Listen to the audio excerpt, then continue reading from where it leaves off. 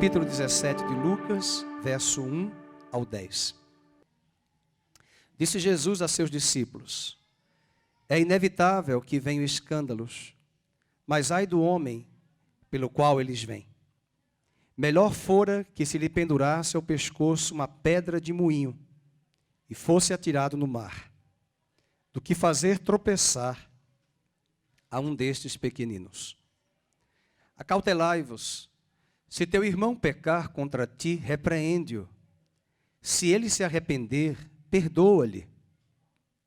Se por 7 vezes no dia pecar contra ti, 7 vezes vier ter contigo dizendo: estou arrependido, perdoa-lhe.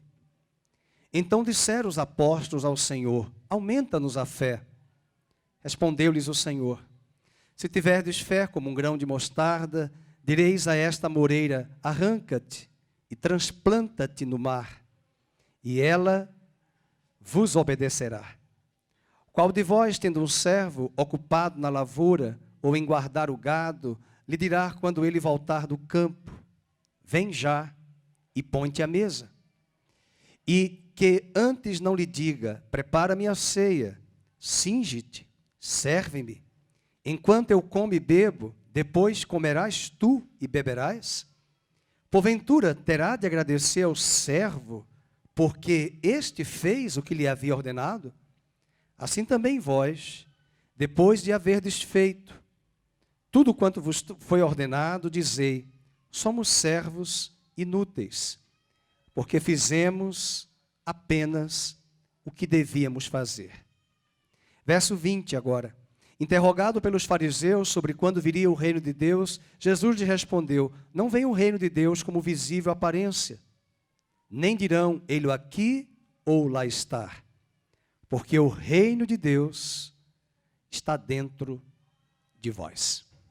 Pai querido, nós deixamos o teu livro aberto, sagrado, para que o Senhor fale conosco. Nesta manhã de Santa Ceia, nós queremos celebrar um Deus vivo que ressuscitou. Não celebramos um Deus morto. Celebramos um Deus que pagou os nossos pecados naquela cruz, tornando-se homem, levando as nossas maldições, os nossos pecados, se tornando o que nós éramos, para nos dar a sua natureza de filhos de Deus. E nós queremos, antes de ceiarmos, ouvir esta palavra como discípulos do Senhor, a fim de que saiamos daqui mais encorajados para o mês de agosto, para o novo semestre de 2019, para que todos os dias desse ano o Senhor continue a nos conduzir de graça em graça, de força em força e de glória em glória.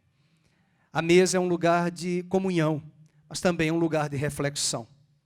E nós queremos te pedir que o Senhor corrija-nos, admoeste-nos e levante-nos como filhos do Senhor, para que vivamos com intensidade a tua vida, dando testemunho nesta geração. No nome do teu Filho Jesus oramos. Amém. Você pode sentar.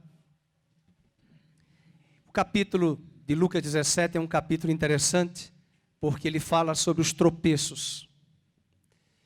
E tropeços que ele adverte e admoesta-nos, é porque se alguém tropeçar, pode ser escândalo para os novos na fé.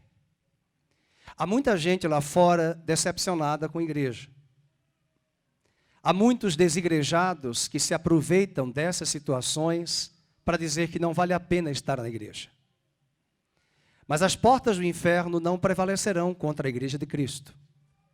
A igreja não é prédio, a igreja não é uma instituição, o cristianismo é uma instituição, mas Jesus não veio estabelecer uma instituição, literalmente. Ele veio estabelecer um povo remido, um povo resgatado, um povo transformado pelo poder do Evangelho. John Stott sempre dizia em seus livros que o Evangelho de Cristo propõe-nos uma contracultura. Nós temos uma cultura mundana, nós temos uma cultura secular, uma cultura marcada pelo Deus deste século. Nós éramos, como diz Paulo em Efésios 2, filhos da desobediência, filhos da ira. Nós éramos pessoas impotentes e incapazes de vivermos a vida que Deus tem. Mas na cruz houve uma troca. E é nessa troca que Jesus nos propõe uma nova vida. E essa nova vida tem valores. E esses valores que vão ser vividos por nós, como povo de Deus, nós precisamos praticá-los, para que não sejamos tropeços. Hoje, nesta mesa, eu quero falar de 4 pontos do que importa para nós na vida cristã. O que é que, para Cristo, aquilo que importa para Ele e importa para nós, para que essa vida flua e se manifeste. Eu vou falar de algumas áreas difíceis. Por exemplo, perdão. Perdão. Perdoo, pastor, mas não esqueço. Perdão é algo que nós devemos vivenciar sempre. Há muitas pessoas na igreja prisioneiras da mágoa, prisioneiras do ódio, prisioneiras de vingança. Nós somos o povo livre que está perdoado por Deus. Nós estamos livres. Mas muitas vezes nós não queremos perdoar. Então o primeiro ponto que importa para Deus é o perdão. E para nós também.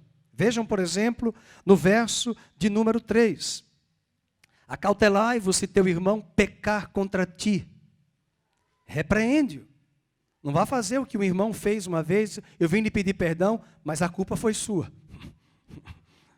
Eu vim lhe pedir perdão, mas foi você que errou. Isso vai exacerbar mais ainda e ativar mais ainda mágoa. Mas Jesus está nos dizendo que nós vamos procurar o nosso irmão que pecou contra nós, nós vamos repreendê-lo. Sim, em amor. E ele diz, e se ele se arrepender, perdoa-lhe. Às vezes ele não vai se arrepender. Às vezes o outro, seja lá fora, na família e até na igreja, não vai se arrepender. Mas você precisa trazer no seu coração que você fez a sua parte, a sua atitude, de buscar a paz. Paulo diz, no que depender de vós, tende paz com todos os homens. No que depender de mim, no que depender de você, lavando a nossa consciência pela palavra na mesa, se o teu coração está em paz, está resolvido. Às vezes o outro não quererá falar com você, paciência. Às vezes o outro é da mesma igreja, paciência, faça a sua parte. Eu sei que é difícil. Às vezes o outro não quer, até no divórcio, Jesus disse que o divórcio foi dado pela carta de Moisés, e a palavra é muito clara, pela dureza dos vossos corações. Escute, não é só a dureza de quem traiu, é a dureza de quem foi traído e não quer perdoar. Dos grandes traidores, nós somos aqui prova maior de que nós traímos a Deus. Nós erramos para com Deus sempre. Nós falhamos. E cá entre nós, Ele sempre nos outorga perdão. Mas nós não queremos liberar o perdão para o outro. Portanto, no versículo 4, ele diz, por 7 vezes no dia se pecar contra ti, e 7 vezes vier ter contigo, dizendo, estou arrependido, qual é a palavra? Perdoa-lhe. 7 vezes. Em outra ocasião, Pedro perguntou quantas vezes? 70 vezes 7. Eu já vi irmão fazendo a conta, 490, e subtraindo. Do investimento lá, 490, 489, 488. Não é isso que ele quis dizer. É que 70 vezes 7 é um número múltiplo. 70, talvez Pedro entendeu, porque 70 anos foram os anos de cativeiro de Babilônia, dos judeus. Foi lá em Babilônia que Jeremias remeteu aquele texto de Lamentações, dizendo no capítulo 3, as misericórdias do Senhor renovam-se a cada manhã. E quando um judeu fala o nome 70, Deus nos perdoou e nos tirou de Babilônia.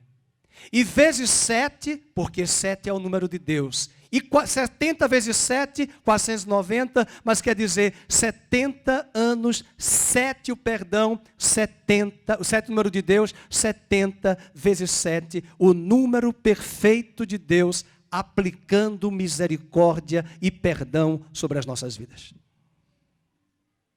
Porque nós vamos reter. Por que nós não tratamos essa área tão importante? O autor de Hebreus diz que alguns estão privados da bênção de Deus por causa de uma raiz chamada amargura. Às vezes nós podemos orar, nós podemos jejuar, nós podemos fazer campanhas e talvez não funcionar. Porque a palavra que Deus vai nos exigir é a aplicabilidade do perdão. Mas eu não estou sentindo. Então você está equivocado. Perdão não é sentimento. Perdão é uma decisão. É uma decisão que você precisa dizer, eu perdoo. E aqui eu poderia abrir o microfone, dar o microfone para muitos, mas não vou fazer isso, para falar sobre perdão, de quantos obtiveram a cura quando perdoaram e liberaram, sentiram no seu espírito e na sua alma que foram os primeiros a provarem da liberdade e da paz e não o outro que te magoou. Portanto, hoje de manhã na Santa Ceia, vamos falar de perdão. E talvez é essa mágoa, é esse perdão que não foi aplicado, que faz com que lá fora tropeços sejam vistos por nós e sejam empecilhos dos de fora chegarem a Cristo. Mahatma Gandhi leu o Sermão da Montanha. Estávamos em Israel alguns dias atrás, nessa cidade tão linda que acabamos de ver, em Jerusalém, e passamos no Mar da Galileia com a equipe do grupo que foi conosco, no Sermão da Montanha. E eu dei essa palavra porque Mahatma Gandhi, na Índia, era dominado aquele país naquela época pelo governo britânico, o mandato britânico sobre a Índia, ainda resquício do grande império britânico no século XIX. Mas Mahatma Gandhi deu uma grande frase, ele disse, eu amo a Bíblia dos ingleses, mas eu odeio os ingleses. Talvez o que ele viu é que a ortodoxia do Novo Testamento, da Bíblia, King James, dos ingleses, é lindo o texto, Mateus 5, 6 e 7. Mas a ortopraxia dos ingleses, junto aos indianos, não era muito bom. E se falamos de Mahatma Gandhi, nós podemos pensar na igreja da Idade Média, que usou das cruzadas para matar cristãos e judeus na Terra Santa. Para se apoderar de terras. Estivemos no Museu do Holocausto e vimos do silêncio do Vaticano e de igrejas protestantes na Alemanha que não fizeram absolutamente nada para refrear o que estava acontecendo na Europa. Aonde está o perdão? O perdão não é um sentimento, o perdão é uma decisão. Eu decido perdoar. E hoje de manhã, o que importa para nós é o perdão. Tropeços, veja no versículo número 1, é inevitável que venha escândalos. E eu pergunto, quem está promovendo escândalos? Por incrível que pareça, no contexto, quem está promovendo escândalos são os fariseus. E os fariseus conheciam a lei, estudavam a lei, aplicavam as leis nas sinagogas, no templo em Jerusalém, porém, não viviam. E terminavam sendo tropeços para os novos na fé. E Jesus está preocupado conosco, porque Ele quer deixar um testemunho vivo nesta geração. E que nós não sejamos esses tropeços. Veja, no versículo 2, ele fala com muito carinho, o diminutivo, pequeninos. Versículo 2, melhor fora que se lhe pendurasse ao pescoço uma pedra de moinho, nós falamos sobre isso lá com a guia, não sei quantos lembram. E fosse atirado no mar. Agora leiam, versículo 2. Do que fazer tropeçar a um destes quem? Quem são? Os pequeninos. Mas quem são os pequeninos? Volta para o capítulo 15, a quem ele está se referindo, contando essas histórias. Está contando histórias. Capítulo 15, verso 1. Aproximavam-se de Jesus todos os publicanos e quem? E pecadores para o ouvir. Aí vem o clube dos fariseus. Verso 2. E murmuravam os fariseus e os escribas, dizendo: este recebe pecadores e come com eles. Isso mostra que os fariseus, em certa medida, e Jesus vai falar isso em algum desses capítulos, da hipocrisia deles. E Jesus está sentado com os publicanos, sentado com os pecadores, comendo com eles, e essas pessoas estão ouvindo, e aqueles que gostavam da lei, nós vimos lá judeus ultra-ortodoxos, com o talit, com os filactérios, os 613 filactérios da lei, representando os 613 mandamentos.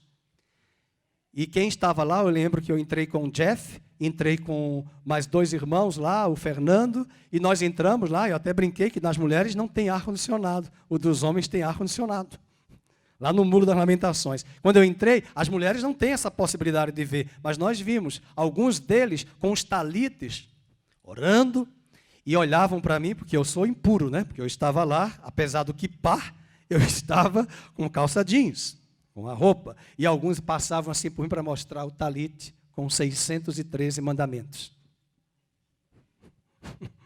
Né? E outros lá aplicando com os tefilins, trazendo na mão, porque atarás estas leis lá no Deuteronômio capítulo 6, na fronte, nos vossos olhos, e atarás no teu coração. Então eles amarram esses textos de Deuteronômio 6, colocam nas mãos a caixinha, na testa, para dizer que a lei vai estar na mente e a lei vai estar no coração. E eu pedi para o Jeff filmar. Filma, Jeff, mostra. E a gente começou a ver, era um desfile de moda, embora eles estavam orando, rezando. Entretanto, mais do que colocar na mente e no coração, a prática do perdão. Você há de concordar que nós somos as pessoas mais vistas e percebidas no trabalho, na escola, quando eles sabem que nós somos crentes. Você não é crente? Você não é crente? E por que somos crentes? Aí quando algum pergunta, você é crente? Eu digo, não, eu sou cristão. Porque crente o diabo também é. E a Bíblia diz em Tiago que o diabo crê e treme. Então, eu sou crente, mas eu sou crente em Jesus. Eu sou cristão. E eu não sou perfeito, mas eu preciso pegar estas palavras que eu estou pregando, ensinando a vocês, e aplicar também para mim. E nós devemos aplicar isso na nossa vida. E entendermos que até dentro da igreja, há pessoas que não nos quererão perdoar. Que não quererão mais andar conosco. Não tem problema. Mas a paz. Às vezes não quer andar. Você vai amarrar a pessoa? Eu já entrei em confusão, por exemplo, vamos lá, amarra daqui, puxa dali, não resolve, é uma loucura. Mas nós temos que aprender a separar. A paz. Eu estou perguntando hoje, a paz no seu coração? Então vamos cear juntos. Às vezes, meu irmão, o outro é convertido, mas ele não tem a maturidade. Ele não tem os anos de caminhada, os anos vão mostrar. E às vezes ambos têm maturidades, mas o outro não perdeu a confiança. E aqui entra o segundo ponto, porque confiança também trabalha com fidelidade e lealdade. Meu tema da pregação é o que importa. O que importa, primeiro, perdão. Segundo, vamos lá, fidelidade. Lucas 17, continuando no verso de número 7. Qual de vós, tendo um servo ocupado na lavoura, ou em guardar o gado, lhe dirá, quando ele voltar do campo, vem e põe-te à mesa? E que antes não lhe diga, prepara-me a ceia, cinge-te e serve-me, enquanto eu como e bebo, e depois comerás tu e beberás. Porventura terá de agradecer ao servo? Esse senhor vai agradecer ao servo, porque este fez o que lhe havia ordenado? Ele é servo. Servo faz. Assim também vós, depois de haverdes feito quanto vos foi ordenado, vamos, dizei, somos servos inúteis. Deixa eu dizer uma coisa, ninguém vai sair daqui cantando a música do Titãs, inútil. A gente somos, embora está errada a conjugação, nós somos inúteis. Nós somos inúteis. Sim, mas na verdade, se nós somos servos, nós não vamos exigir nada do nosso Senhor. Há uma ala da igreja evangélica hoje que dá ordem para Deus. Já chegaram crentes aqui, pastor, Deus me deu um comando. Sim, que comando? O comando, tudo é comando, né? Quer dizer, e outros pastores e irmãos que dão comando para Deus. Não. Servos, do que se espera dos servos, é que eles sejam fiéis e leais em suas funções. Isso tem uma implicação muito forte para nós, porque nós estamos vendo pessoas se afastando do evangelho e da igreja, porque as coisas não aconteceram como elas queriam. O que se espera de um casamento, de um marido e de uma mulher, é fidelidade e lealdade. Há quem pense que a fidelidade de um marido é apenas ser fiel à sua esposa no ato sexual. Eu nunca traí a minha esposa, mas eu posso traí-la em outras áreas. Eu posso traí-la na falta de cobertura, na falta de companheirismo, na falta de amizade, de relacionamento. Isso também é traição. E o que perpassa hoje na igreja evangélica é que muitos que se dizem cristãos, acham que porque fazem certas práticas na igreja, de liturgia, de práticas de culto, Deus tem a obrigação de privá-la de sofrimento e de tribulação. Mas estão totalmente equivocadas, porque à luz do capítulo 14 de Atos, diz que é necessário que passemos tribulações para ganharmos o reino de Deus. E Deus está conosco na tribulação, sim. Ele não livrou Daniel da fornalha, mas livrou Daniel na fornalha. Ele estava na fornalha. Ele andou com Daniel na fornalha. Com Daniel não, com os três homens na fornalha. É que Daniel relata a história dos 3 homens que estavam ali.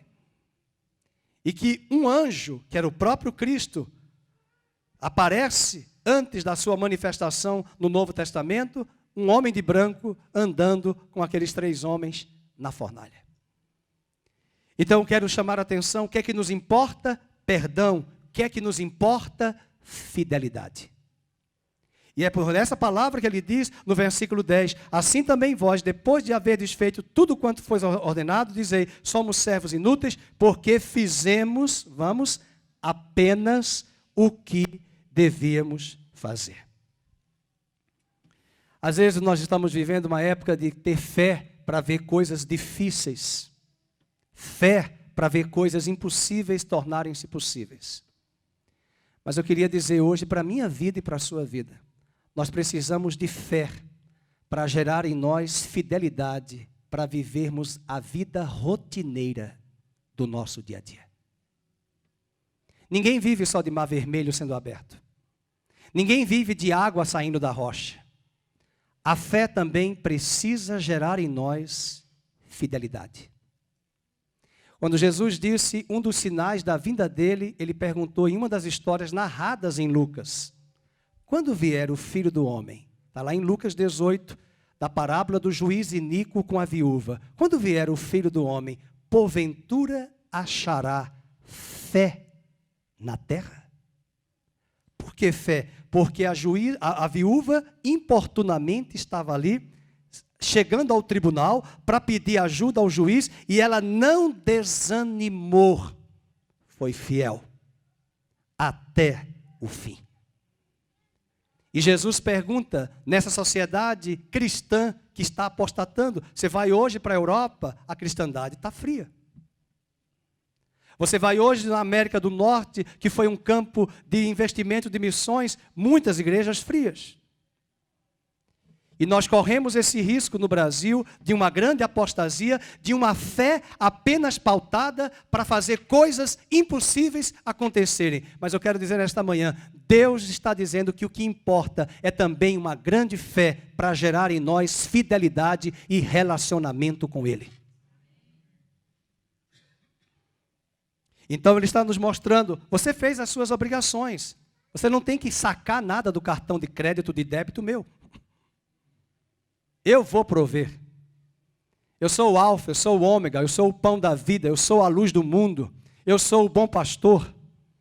Eu sou o Deus que provê, Yahvé Nissi, o Deus que dá vitória, Yahvé Tsidkenu, o Deus da sua justiça, Yahvé Sabaote, o Senhor dos exércitos. Eu pelejo por você, eu estou contigo.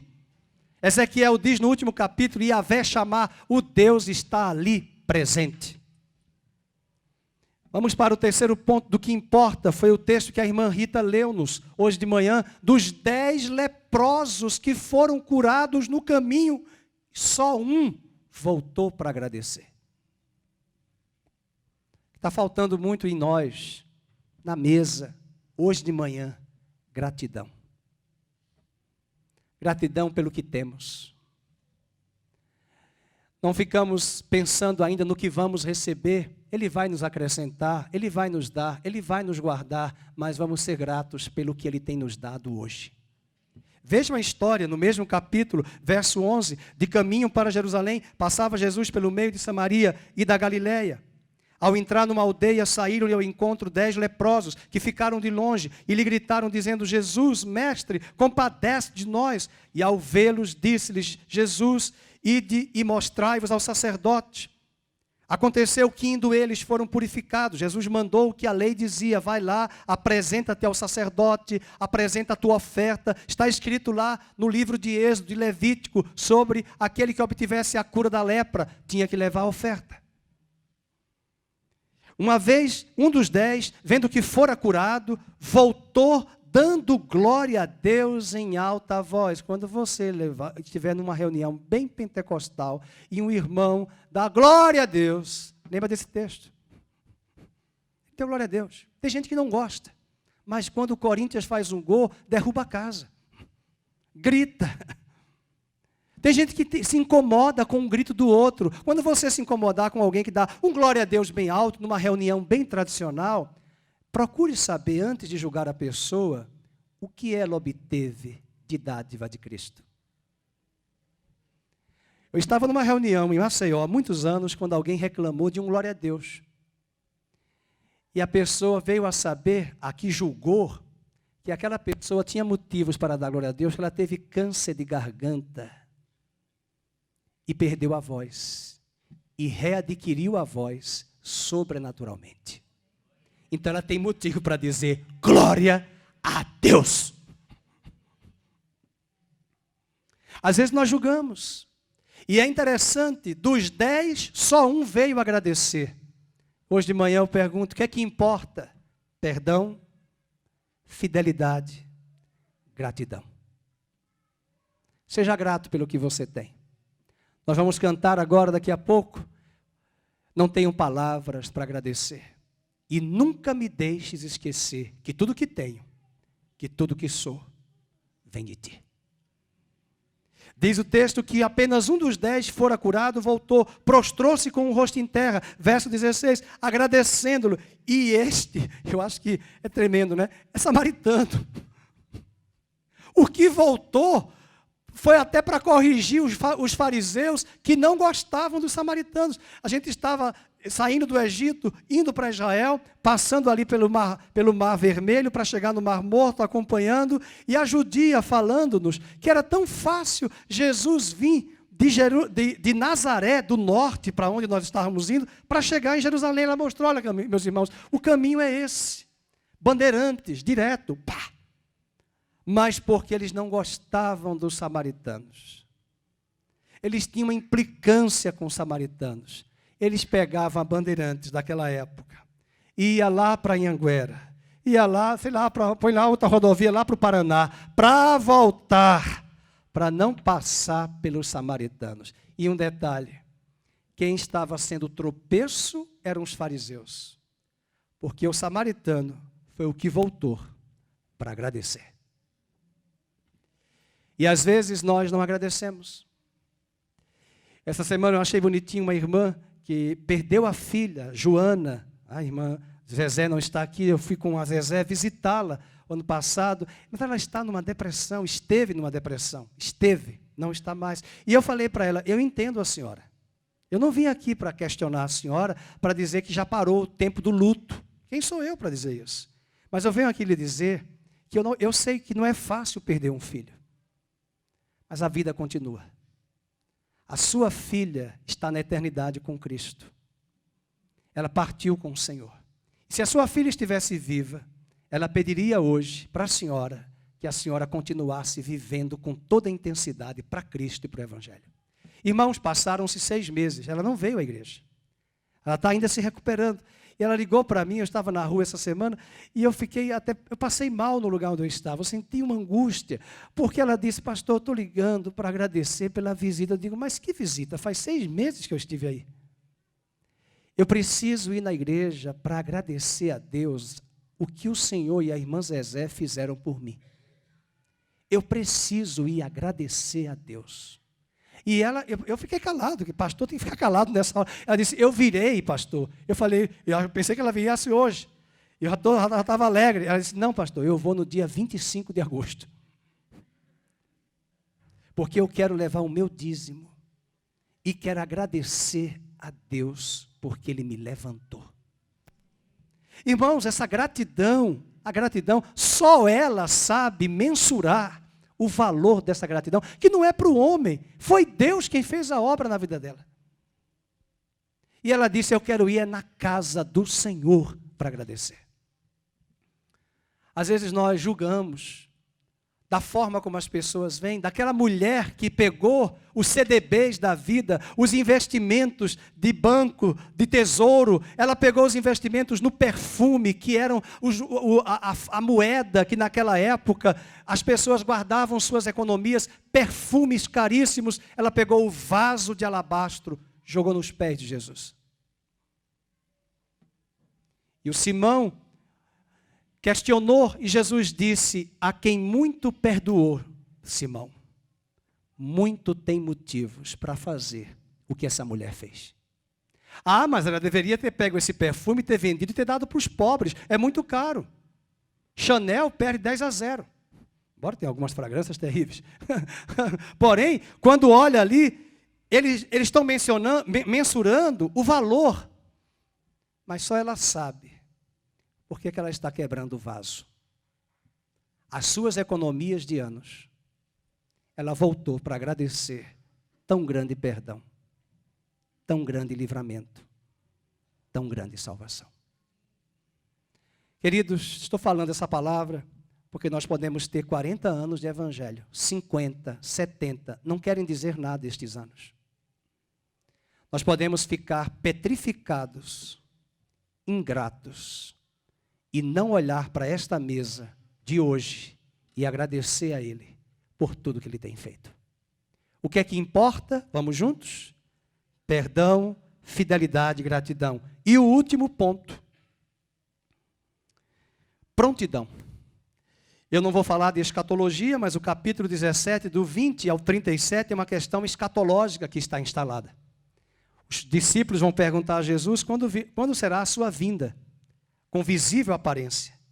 Jesus diz no 21 que, olha, não vão procurar nem aqui nem ali, mas o reino de Deus está dentro de vós. E quando ele vai explicar essa pergunta, ele responde no versículo de número 26. Assim como foi nos dias de Noé, será também nos dias do Filho do Homem. Versículo 28, o mesmo aconteceu nos dias de Ló, comiam e bebiam e compravam. Versículo 31, naquele dia quem estiver no eirado e tiver os seus bens em casa, não desça para tirá-los. De igual modo, quem estiver no campo, não volte para trás. Eu já vi muita gente usando esse texto para explicar arrebatamento. Mas o texto não está falando de arrebatamento. O texto está falando de prontidão. A mulher de Ló, a oportunidade foi dada. Nós passamos pela região do Mar Morto e vimos a estátua que dizem ser de Ló. Quase dei um nó no meu pescoço, porque é do lado esquerdo, do lado direito. Virei. Oi? Da esposa de Ló, não de Ló. A estátua da esposa de Ló. Minha esposa está corrigindo. E aí todo mundo atrás dessa estátua. E eu disse, pois é, olhe para a estátua e olhe para você. Olhe para mim. Olhe para a sua vida. Porque ela estava com saudade da Daslu. Ela estava com saudade e o coração muito apegado às coisas do mundo. Ela estava com mais planos para esse mundo terreno do que para o reino de Deus. E a Bíblia diz que realmente ela não estava pronta e ela virou uma estátua de sal porque o juízo chegou e apenas seu esposo e suas filhas foram poupados. Isso mostra para nós da prontidão que Deus exige de nós nestes dias. Eu pergunto, você está pronto? Eu percebo no meu coração, cada vez que os anos vão passando, eu não tinha isso quando eu era jovem, eu vou pensando na morte. Não é que eu fico pensando que eu vou para o inferno, não é isso, pelo amor de Deus, eu sou um pastor e você é um cristão, mas independente de ser pastor. Eu fico a pensar do encontro face a face com Deus. Os olhos dele estarão sobre a minha vida e sobre a sua vida. Talvez naquele olhar, para nós cristãos, a Bíblia diz que está reservado o tribunal de Cristo. Nesse tribunal, não haverá juízo para condenação eterna, mas haverá tribunal para galardão. E ele vai mostrar para mim e para você o quanto nós estávamos prontos ou não. Nós não precisamos chegar lá para saber se estamos prontos. Hoje, nesta mesa, ele nos desafia a não sermos como a mulher de Ló. Precisamos estar prontos. Há momentos que não dá tempo de você resolver mais coisas. Você precisa deixar, abdicar. Veja o capítulo, mesmo capítulo, versículo 31. De igual modo, quem estiver no campo, não volte para trás. E ele dá um imperativo: lembrai-vos da mulher de Ló. Porque quem quiser preservar a sua vida, perdê-la-á. E quem a perder de fato, a salvará. Digo-vos que naquela noite 2 estarão numa cama, um será tomado e deixado o outro. Ele está falando, um vai ser tomado porque estava pronto. Pronto para enfrentar adversidades, pronto para enfrentar livramentos, pronto para enfrentar o juízo. Vocês já assistiram aquele filme lá, que foi uma herança lá dos Mecas, né, que mostrava 2012? Quanta tragédia. Quem está pronto? Quem está pronto? Por isso, hoje de manhã, eu finalizo, para cearmos agora, nas perguntas de Cristo, na proposição de Cristo sobre o perigo dos escândalos, por causa dos pequeninos, dos novos na fé que estão surgindo, estão vindo, o que é que importa para nós? O que é que importa para Deus? O que é que Ele está esperando? Vamos juntos? Perdão. Fidelidade, gratidão e prontidão. Que possamos buscar isso hoje nesta mesa. É um lugar de celebração, mas é um lugar para deixarmos os escândalos lá na cruz e sairmos daqui mais aptos para vivermos a nova vida que Ele tem para nós. Você pode estar magoado, ferido, até com coisas da igreja, pessoas da igreja, liderança da igreja. Trate hoje o seu coração. Não se prive das bênçãos de Deus. Há pessoas que querem cobrar da igreja tudo na sua vida. Você também já teve problemas com a sua família, você cobra demais da sua família. Comece a cobrar de você. Comece a olhar para você, olhar para a graça. A graça que nos perdoa, que nos nivela, que nos coloca no patamar de justificados e perdoados. E quando nós acharmos que somos merecedores de alguma coisa, vamos lembrar não do Titãs, mas do texto, inúteis. Vocês já fizeram o que tinham de fazer. E eu não tenho obrigação de fazer. E quando nós vamos a um casamento, nós celebramos um voto, na saúde e na doença. Alguém já me perguntou várias vezes, pastor, não pode mudar não esse ritual? Parece que está profetizando doença. Não, mas a gente pode mudar. Mas é na saúde e nas dificuldades, na alegria e na tristeza, na prosperidade e na adversidade. Serei fiel até a morte. Isso nós falamos no casamento, mas tem gente que já está no 20º casamento. Agora, com Cristo, até o fim. Lembrei de um pastor de Maceió, que já morreu para a eternidade. O nome dele me faça lembrar, você vai lembrar da frase que eu vou falar. Agripino, ele dizia que foi batizar uma vez uma nordestina, lá de Maceió. E foi fazer a profissão de fé da Igreja Batista para o batismo. E ele perguntou, vocês estão prontos? Até que ponto vocês estão para andar com Cristo? Até eu me abusar-me. Ela falou, até eu me abusar-me. Usou lá mesóclise e próclise e tudo errado, mas falou o português errado, até eu me abusar. E o pastor teve que respirar fundo e disse, poxa, você vai andar com Cristo até se abusar? Eu espero que não chegue essa posição para nós. Vamos andar com Ele todos os dias, até o fim, por toda a vida. Seja na tempestade, seja na bonança. Com Cristo no barco, tudo vai bem. Cantamos um hino hoje, firme, quem lembra? Nas promessas. Às vezes não está nada firme, mas você está firme nas promessas. Está tudo boiando, tudo balançando, mas faça, como eu dizia lá, as minhas ovelhas lá de Montemor. Como é que está, irmão? Firme nas promessas de Jesus.